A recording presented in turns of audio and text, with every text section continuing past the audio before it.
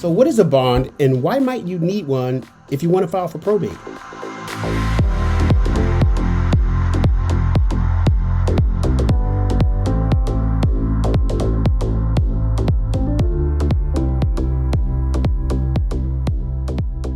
Hi, I'm Dan Wheeler, CEO of all Things Probate DC, your one-stop shop for all your probate real estate needs. I help families, executors, and personal representatives navigate the probate process smoothly, efficiently, and with care. Whether you need help understanding timelines, marketing the property, or maximizing its value, All Things Probate DC is your one-stop shop, here to provide you with the expertise and support that you need to make this process less stressful and to give you the best possible outcome. A bond is kind of like an insurance policy that protects the estate and its heirs. When the court appoints someone as the personal representative of the estate in Washington, D.C., that person has control over the decedent's money, property, and assets. A bond is required in some cases to make sure that the PR handles everything properly. If the PR mismanages the money or makes a serious mistake that causes a financial loss, the bond company can step in and reimburse the estate. So the bond isn't really for the PR, it's for the protection of the estate and its heirs. So when do you need a bond? Whether a bond is required or not depends on a few factors. If there's a will that waives the bond, if the decedent left a will that says that the PR doesn't have to post bond, the court usually honors that request, unless there are concerns about the personal representative's trustworthiness.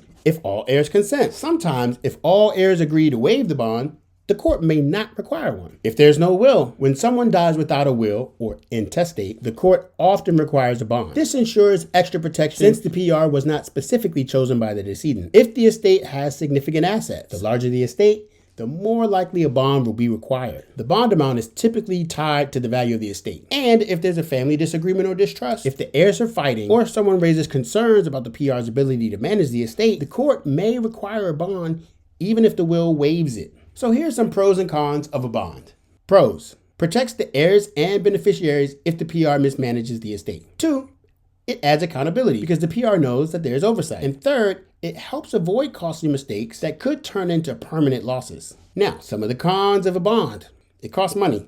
The premiums for the bond are usually paid out of the estate annually until the estate closes. And the other con is it can slow things down a little bit because the PR has to apply and get approved by a bonding company, which usually requires pretty decent credit. Bottom line, in Washington, D.C., you'll usually need a bond if there is no will, or if the will doesn't waive it, or if the court feels the extra protection might be necessary. Now, if there is a will and it says no bond required, you might be in the clear unless there's red flags. If you've been selected as the personal representative or just filed the petition for probate, you're getting ready to get pulled into the probate process. You'll need to know the pros and cons of unsupervised versus supervised probate. And if you want to know more about that, I just did a video on it. Click right here because it's coming up right now.